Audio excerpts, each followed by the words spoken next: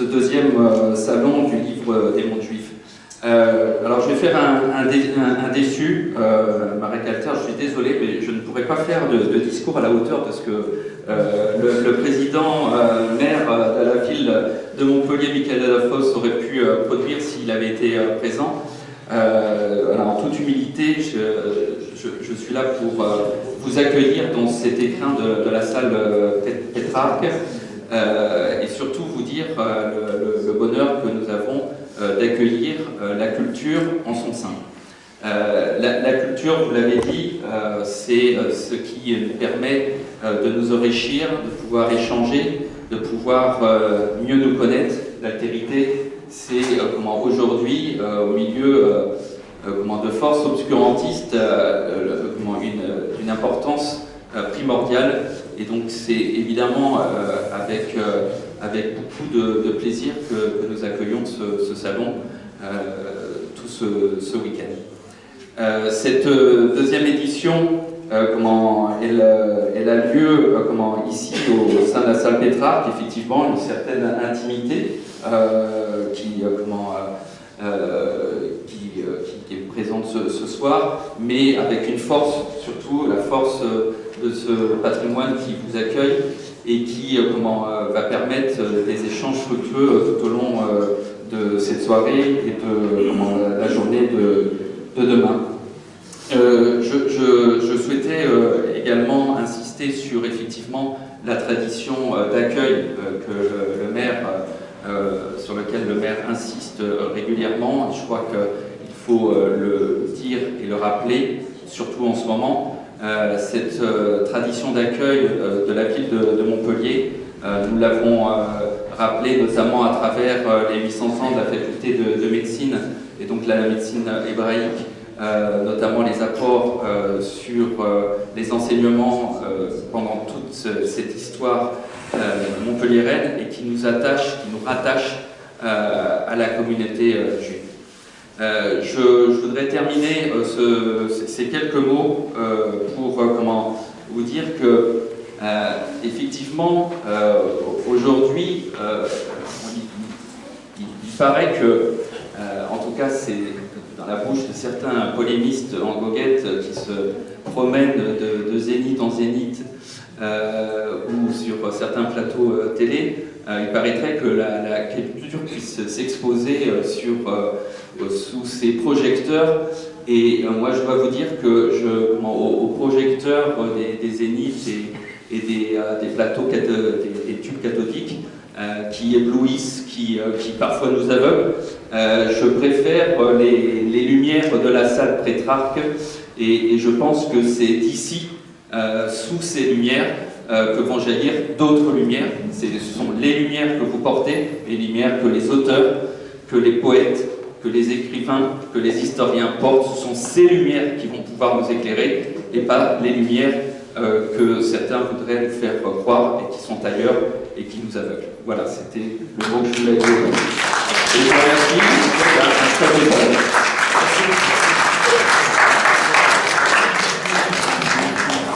Merci, M. Béranger. Donc, la parole est à M. Hussein Bourgi, sénateur de l'Hérault.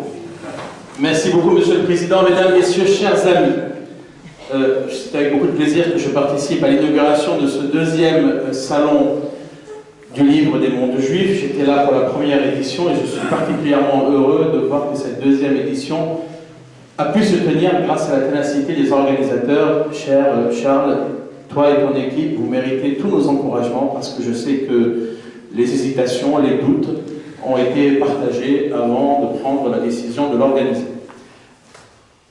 Je voulais vous dire tout le plaisir qui est le mien à chaque fois que je viens à une manifestation culturelle organisée par Sepharim, organisée par le Centre culturel et culturel juif de Montpellier, Simone Veil. Je salue sa présidente, mon ami Michel Delsoussan.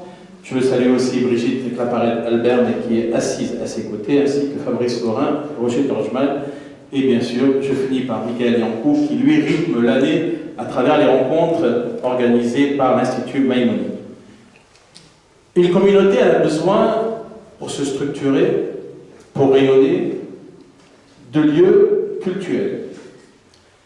Mais elle a besoin, et elle a la chance ici à Montpellier, d'avoir des rencontres culturelles régulières, quasiment hebdomadaires. Et elle a besoin de trouver des médias. Radio Aviva en fait partie, depuis peu maintenant, Midi Libre ouvre ses colonnes largement à l'activité des associations sur le territoire de la ville et de la région, et je m'en réjouis. En le faisant, finalement, vous vous ouvrez à d'autres.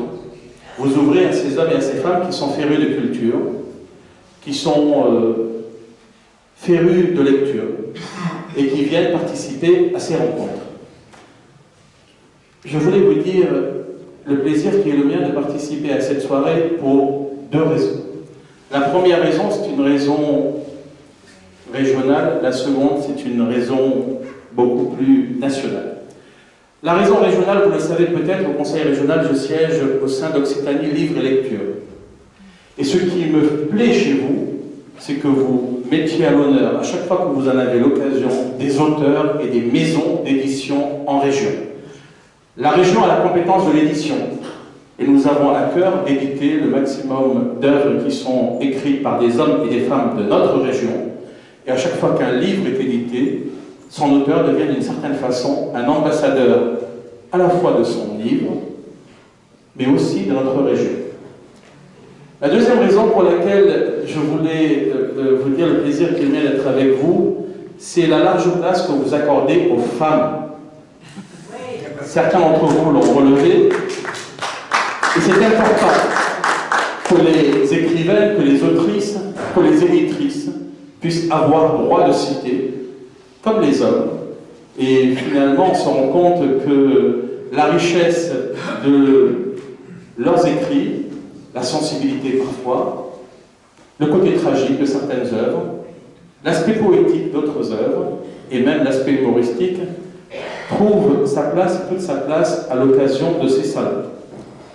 Vous dire ensuite qu'en feuilletant cette brochure, j'ai été frappé et très ému, parce que nous ne nous sommes pas concertés, mais il y a quelques semaines, au Sénat, nous avons débattu d'une résolution contre l'antisémitisme.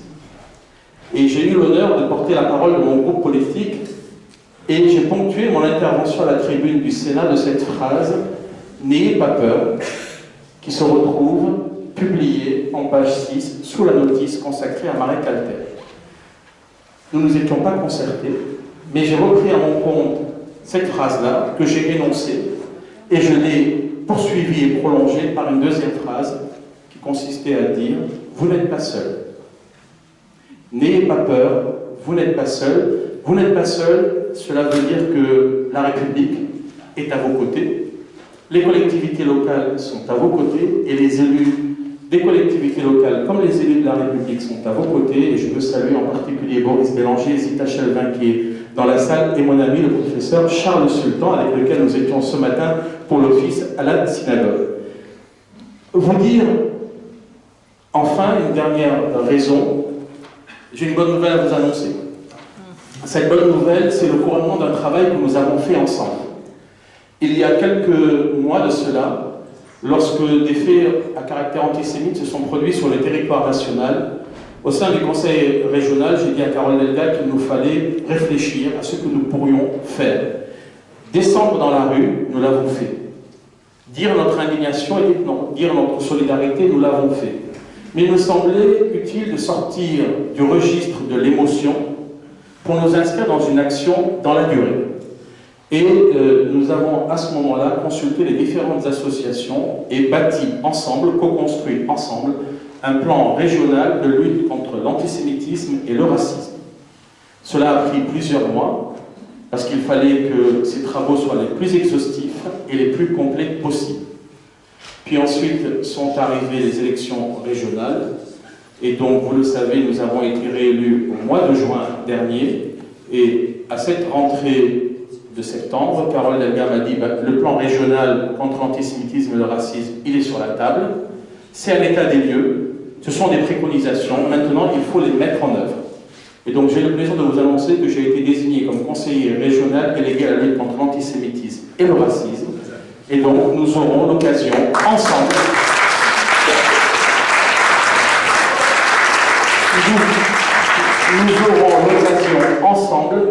de travailler dans la durée avec les associations qui ont contribué fortement, avec les personnalités qui ont contribué fortement à l'élaboration de ce plan régional contre l'antisémitisme et le racisme.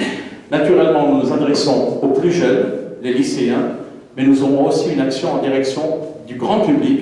Et vous le savez, il y aura une action mémorielle, il y aura une action éducative, il y aura une action culturelle, il y aura une action littéraire.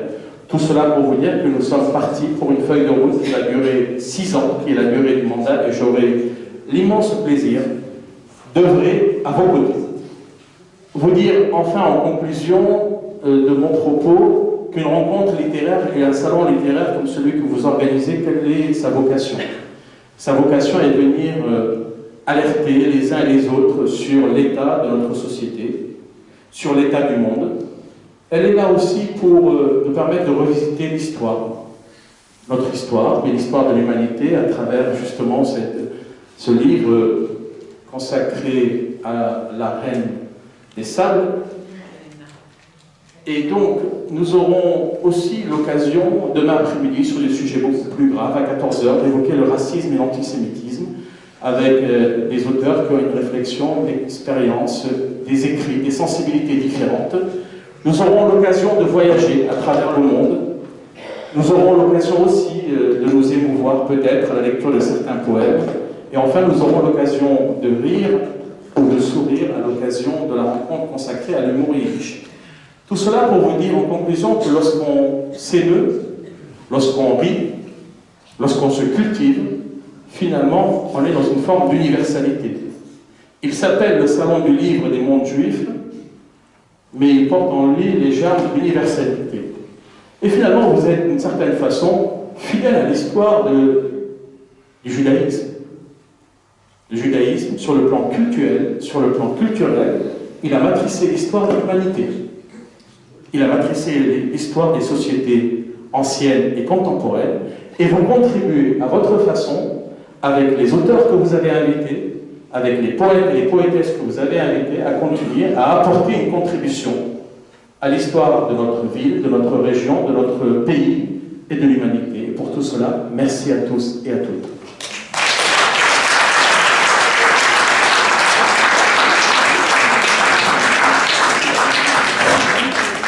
Merci beaucoup, Hussein. On m'entend?